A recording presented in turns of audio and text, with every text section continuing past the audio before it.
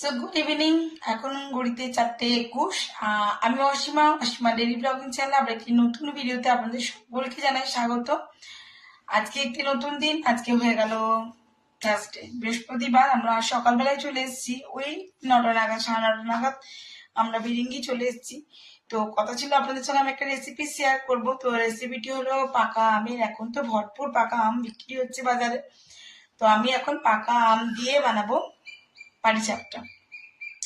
তো চলুন তাহলে রেসিপিটাতে একবার ডাইরেক্ট যাওয়া যাক। আর রেসিপিতে কি কি ব্যবহার করছি, কি করছি, কতটা করছি, সবটুকু আপনাদের সঙ্গে আমি শেয়ার করতে থাকবো। আপনারা অবশ্যই দেখতে থাকুন। তো চলুন দেখায়, আমি এখানে একদম পাকা আম নিয়ে নিয়েছি 4 পিস। আর আমগুলো যথেষ্ট বড় সাইজের, দেখতেই পাচ্ছেন। আর আপনারা চেষ্টা করবেন একটু পাকা সাইজের পাকা আমই নেওয়ার। পাকা আমের মিষ্টতা বেশ অন্যরকম হয়, তার জন্য আমি এখানে 4টে পাকা আম নিয়েছি। এটা যদি মিডিয়াম বাটি নেন তাহলে 2 বাটি। আমি একটা বাটির মধ্যে নিয়েছি 1 বাটির মতন ময়দা। এখানে নিয়েছি হাফ বাটির মতন সুজি। যেহেতু 4টে আম মিষ্টি পাকা আম, তাই আমি এখানে হাফ বাটির মতন চিনি ইউজ করছি। চিনিটা কিন্তু আপনারা আপনাদের টেস্ট অনুযায়ী মানে কম বেশিটা করে নেবেন। তো চলুন আমি এবার এই আমের ছালগুলো ছাড়িয়ে পাল্পটা বার করে নিই। দেখো, আমি আমের পাল্পটা খুব ভালো করে তৈরি করে নিয়েছি। আমি একটু ব্লেন্ডারে ব্লেন্ড করে নিয়েছি। তোমরা এরকম ঝাঁঝরিতে বা কিছুতে করে একটুখানি নেড়ে নিলেও চলবে। তো আমার 3টে আমি এতটাই পাল্প বেরিয়েছে।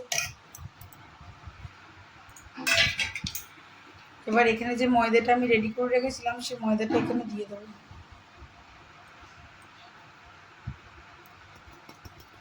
এই ময়দাটা কিন্তু আমি চেলে রেডি করে রেখেছিলাম।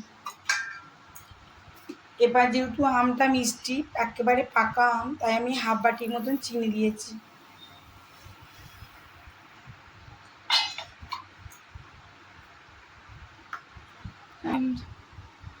আমি এখানে হাফ বাটির উপরে নিয়েছি সুজি। ওই বাটিটার 1 বাটি নিয়েছি, তাই এখানে এতটা নিলাম সুজি। কিছু কম 1 বাটির মধ্যে সুজি নিয়েছি। এবার এই সবটা নেবার পর এর মধ্যে আমি একটুখানি দিয়ে দেবো নুন। এইটুকুনি মতন আমি একটু নুন দিলাম। নুন দেওয়ার পর আমি আস্তে আস্তে যতটা আর কি আমের পাল্পের সঙ্গে মিলানো যায়, আমি এগুলো আস্তে আস্তে এভাবে মিলিয়ে দেবো চেষ্টা করি। এখানে কিন্তু একদমই জল ইউজ করো না, টেস্টটা একদমই খারাপ হয়ে যাবে। তো দেখো, আমি পাকা আমের পাল্পটা দিয়ে কিন্তু এটা ভালো করে নেড়েচেড়ে নেব। তো আমি যেটাতে আমের পাল্পটা তৈরি করেছিলাম, তার মধ্যে আমি একটা দুধ দিয়েছি, জল নয় কিন্তু। তো আমি একটু দুধ দিয়ে এটা ঘুরিয়ে নিয়েছিলাম, এটা দিয়ে দিলাম। আর আমি কিন্তু এখানে কোনো গরম দুধ ইউজ করছি না। আমার এটা ফ্রিজে ছিল, ফুটানো ঠান্ডা করা দুধ। আমি এটা অনেকক্ষণ রুম টেম্পারেচারে রেখেছি, দিয়ে এখানে আমি এই দুধটা ইউজ করব। দুধটা দেখেই বুঝতে পারবে তোমরা, লিকুইডি ফর্মে আসবে, না তো খুব বেশি জলে জলে হবে, না তো খুব বেশি টাইট। তো দেখো, আমি এটা দিয়ে দিয়েছি দুধটা। আর অল্প অল্প করে দুধ দিয়ে আমি ব্যাটারটা তৈরি করে নেবো। অনেকটাই আট আছে, দেখতেই পাচ্ছ ব্যাটারটা। এটা আরও লিকুইডি ফর্মে আসবে। তো সামনেই জন্মাষ্টমী আসছে, অবশ্যই গোপাল ঠাকুরের জন্য এরকম পাকা আমের পাটিসাপটা করে দিতে পারো। তো তোমরা ভিডিওটা এতটুকু স্কিপ করো না, কীরকম করে করছি তোমরা অবশ্যই দেখো। দেখো, আমি কিন্তু আবারও দুধ দিলাম। আবারও দুধ দিয়ে আমি আস্তে আস্তে এটা মেল্ট করতে থাকবো। যে এতটুকু যেন লাম্পস না থাকে এর মধ্যে, পুরোটা যেন বেশ লিকুইডি ফর্মে চলে আসে। খুব ভালো করে এটা মিলাবেন, দেখবে খুব সুন্দর মিলে যাবে। আমি এখানে কিন্তু কোনো রকম ফুড কালার ইউজ করিনি। আমার মনে হয় পাকা আমের যেটা কালার, প্রপার যদি ফুড কালার মেলাও, সেই কালারটা কিন্তু আর ব্যালেন্স করবে না, মানে সেই জিনিসটা আসে, ন্যাচারাল জিনিসটা আসবে না। সো আমার মতে বলে এটা এরকমই রাখাটা দরকার। তো দেখতেই পাচ্ছ, এটা কিন্তু লিকুইডি ফর্মে আসছে। এবার আস্তে আস্তে অনেকটাই হালকা হয়ে যাচ্ছে। তো যেহেতু এটার মধ্যে সুজি দেওয়া আছে তো অবশ্যই এটা আমি 15 মিনিটের জন্য ছেড়ে দেবো। ততক্ষণ আমি তোমাদেরকে পাটিসাপটার ভিতরে যে পুরটা তৈরি করব সেটা করে দেখাবো। আচ্ছা দেখাই, দেখো এখানে ব্যাটারটা এরকম হয়েছে। আর একটু পাতলা করব, কিন্তু এটা কিন্তু যখনই কড়াইতে মানে তাওয়াতে দেবে তখন কিন্তু এটা বেশ ভালো করে উঠবে না, তাহলে এর জন্য আমার আর একটু দুধ লাগবে। দেখতে কীরকম হচ্ছে,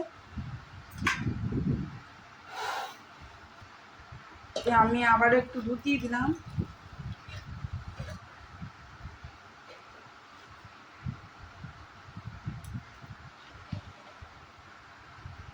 আরও ভালো করে এটা নেড়ে দুধটা একেবারে আমি মিশিয়ে দেবো।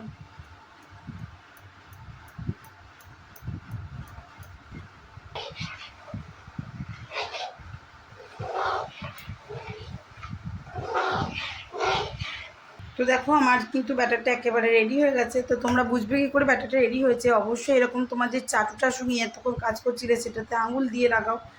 দেখো সরেও যাচ্ছে না আর কিন্তু আবার মিশে যাচ্ছে না, কিন্তু এটা গ্যাপটা রয়ে গেছে, তার মানে তোমার ব্যাটারটা একেবারে পারফেক্ট রেডি হয়ে গেছে।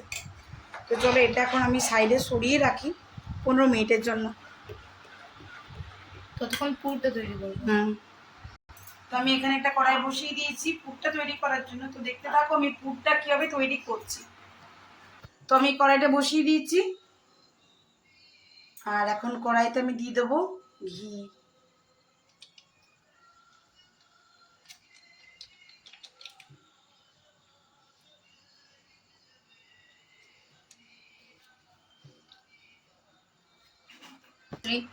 তো ঘিটা দেওয়া আছে, আমি এখানে কিছুটা কাজু, আমন্ড আর একটু কিশমিশ দিয়ে দিয়েছি।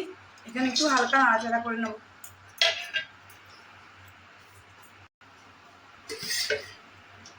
তো এখন ঘিটা হালকা একটু গরম আছে, গ্যাস সিমে আছে।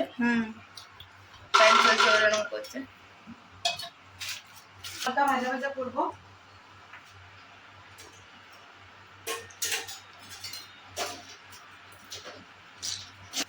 তো এটা ঘিতেই ভাজা ভাজা হবে,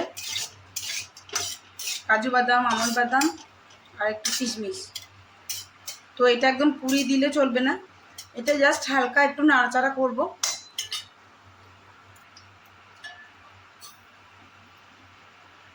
করতে করতেই পুরের মধ্যে এই যে আমি এতটা নিয়েছি সুজি দেখতেই পাচ্ছ, এই সুজিটা আমি এখানে ভেজে নেব। সুজিটা কিন্তু একদমই লাল লাল করে ভাজবে না, হালকা জাস্ট কালারটা হবে, মানে কাঁচা গন্ধটা আর কি সরে যাবে, ব্যাস তাহলেই হবে। তো এইভাবে কন্টিনিউয়াসলি নাড়ো।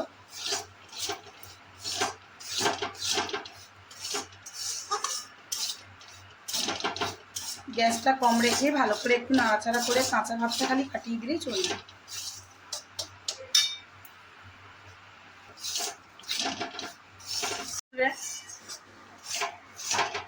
দেখতে পাচ্ছ আমি কিন্তু এটা একদমই কালো করিনি, আর তোমরাও কিন্তু একদমই কালো করো না, তাহলে পুরের টেস্ট যেটা সেটা একদম বাজে লাগবে।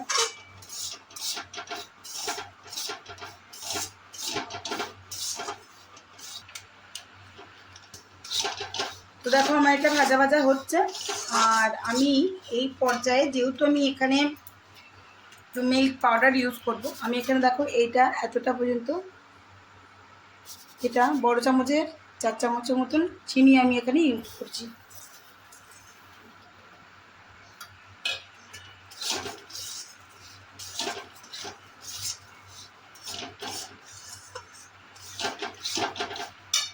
একটা ভালো স্মেল আসার জন্য আমি এখানে ইউজ করব একটুখানি, এটা হলো এলাচি গুঁড়ো।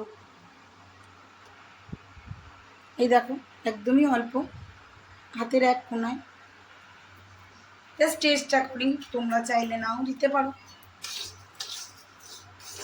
এতে খুব সুন্দর একটা গন্ধ আসে, যার জন্য আমি দিলাম, যদিও আমি ঘি দিয়ে পুরো সুজিটা ভেজেছি।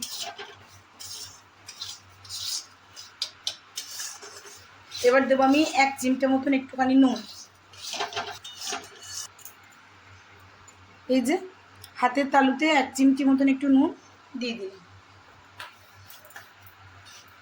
ফের আমি ওটাকে একটু নাড়াচাড়া করবো। দেখতেই পাচ্ছ আমি কিন্তু কন্টিনিউয়াসলি নাড়ছি, কিন্তু সুজিটা আমার এতটুকুও কালো হয়নি বা ব্রাউন কালারে নিয়ে আসেনি। আমি সাদাই রেখেছি।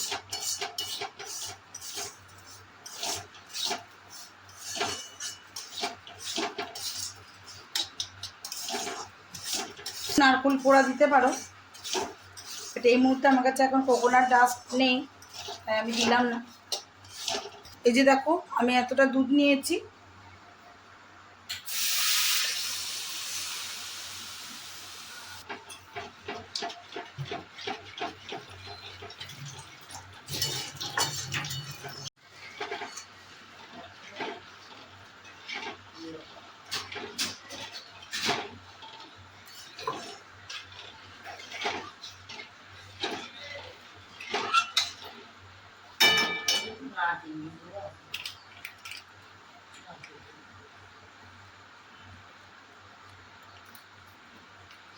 এবার আমি একটুখানি দুধ দিয়ে দিচ্ছি, একটু ঘি দিয়ে দেবো।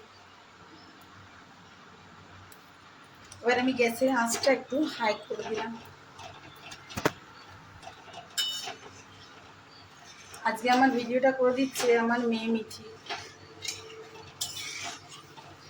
আজকে কিন্তু আমি একা হাতে শুধু এটা করছি, মিঠি করছে ক্যামেরা। আচ্ছা, যখনই দেখবেন সুজিটা একটু এরকম ভাব চলে এসছে, তখন এরকম আমি এরকম 10 টাকা প্যাকেটের একটা আমুল দুধে এর মধ্যে দিয়ে দেবো পুরোটাই।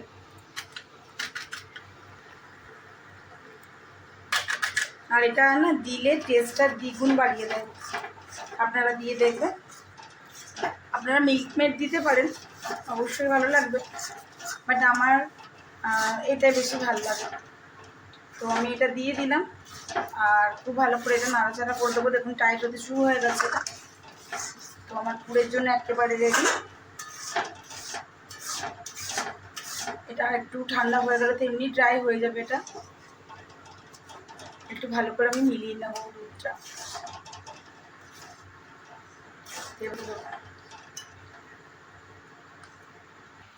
দেখো আমি সুজিটা পুরোপুরি থালাতে নামিয়ে নিয়েছি, একটু মেলে দেবো কারণ আমি হাত দিয়ে, কারণ ভিতরে পুরটা রেডি করবো, তো এটা প্রচণ্ড গরম। দেখো আমি এটা কিন্তু একটু নাড়াচাড়া করে হালকা রাখলেই ঠান্ডা হয়ে যাবে। তারপর তোমাদেরকে করে দেখাচ্ছি। আমি এখানে আপনাদেরকে দেখিয়ে দিই, এখানে কিন্তু আমি ঘি নিয়েছি, ঠিক আছে, আর এটা নিয়েছি আমি সাদা তেল মানে রাইস অয়েল। তো ঘিটা আমি হালকা চাটুর উপরে বসিয়ে দিলাম, তাতে এটা গলে যায়। হ্যাঁ, একটু গলানোর জন্য হিটটা দিব।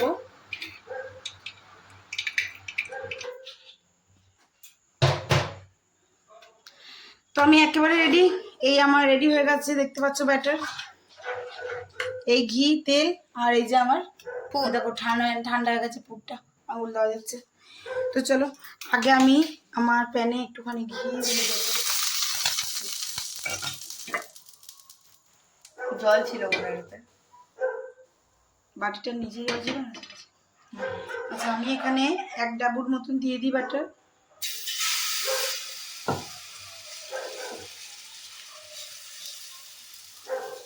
দেখ আমার এখানে এটা দিয়ে দিয়েছি, এই যে এটা ড্রাই হচ্ছে, তার মানে আমার এখানে এটা টানছে আর কি। এই অবস্থাতে ধীরে ধীরে এখানে একটা পুর বানিয়ে এইভাবে দিয়ে দাও মিষ্টির মতন করে। আমার প্রথম ভোগটি আমার শ্যাম বাবা আমার রাধা মাধবের জন্য, যদিও আমি ঘরের বাসনে করেছি বলে ওনাদেরকে দিতে পারলাম না। আর আমার এই প্যানটি নষ্ট করে দিয়েছে আমার এটা এটা ইয়ে নেই, ননস্টিক প্যান নেই। ননস্টিক বলে সেই যা তা স্টিক করে দিয়েছে। আবার একটা আমাকে এরকম কিনতে হবে। ননস্টিক আর ননস্টিক নেই, সব স্টিক হয়ে যাবে। এটা তো হবে, তবে 2-4টে হবার পর দেন বেটার উঠবে। বেটটা উঠবে ভালোটাই, মানে ফার্স্টটাই ভালো উঠবে। এই যে দেখো, এই যে হয়ে গেল আমার পাকা আমের পাটিসাপটা। তোমাদের কেমন লাগলো অবশ্যই সেটা আমাকে জানিও। আমি কিন্তু দেখো ঘি দিয়ে ভেজে দিলাম একবার এই প্যানের মধ্যে। তো এইভাবে আমি সবগুলো করে নেবো, আর একটা করে দেখাচ্ছি। তো ওই হাতেরাতে যেহেতু বেশ গোল গোলটা হচ্ছিল না, তাই জন্য দেখুন হাতটা চেঞ্জ করে নিয়েছি, আর কিছু নেই। এটা বেশ একটু বড়। ওটা একটু লম্বা টাইপের ছিল, যার জন্য অসুবিধা হচ্ছে। এই যে দেখুন আমি এটা করে দিয়েছি গোল। এবার একটু অপেক্ষা করব ড্রাই হওয়ার জন্য। ফুলছে।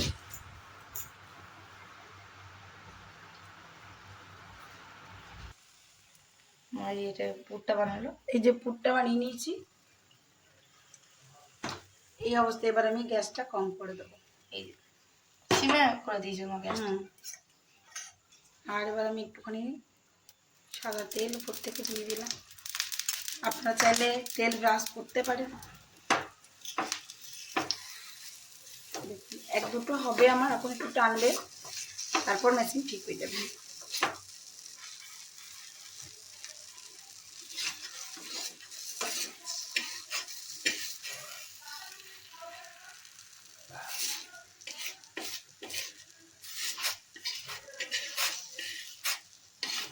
আপনাদের কাছে অবশ্যই ভালো প্যান্ট আছে, তো আপনারা কিন্তু রেসিপিটা এতটুকু স্কিপ না করে শুরু থেকে শেষ পর্যন্তটা ট্রাই করে যাবেন। একটু আর ফ্লেমটা বাড়িয়ে দিয়েছে। এই যে একটু বাড়িয়ে দিলাম, যাতে একটু ফ্রাই হয়ে যায় সাইডটা। আর ফ্রাইটা করার জন্য আমি এবার দিলাম একটুখানি ঘি। তাহলে একবারই আমার কাজটা হয়ে যাবে, ফ্রাই করে তুলে নেব।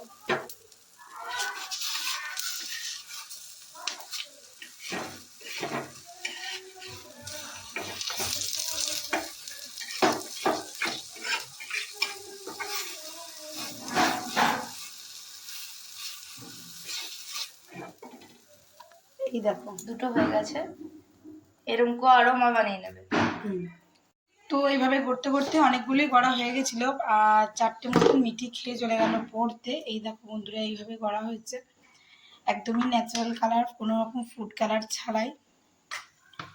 তো এইদিকে আরো গড়া চলছে। সো বন্ধুরা, রেডি হয়ে গেছে আমার পাকা আমের পাটিসাপটা। কেমন লাগছে অবশ্যই জানিও। তোমরা কিন্তু অবশ্যই যেরকমভাবে দেখালাম ওরকমভাবে বাড়িতে একবার ট্রাই করো। কেমন লাগছে সেটা কমেন্ট বক্সে অবশ্যই শেয়ার করো। সামনে জন্মাষ্টমী কিন্তু জমিয়ে গোপাল ঠাকুরের জন্য এগুলো অবশ্যই বানাতে পারো। আজকের মতন এটুকুই। সকলে ভালো থেকো, সুস্থ থেকো। আবার একটি নতুন ভিডিওতে, নতুন ব্লগে তোমাদের সঙ্গে, কোনো কুকিংয়ের সঙ্গে কিংবা কোনো আমার ডেইলি ব্লগের সঙ্গে তোমাদের সঙ্গে আবার দেখা হচ্ছে। ততক্ষণের জন্য বিদায়, টাটা, গুড নাইট।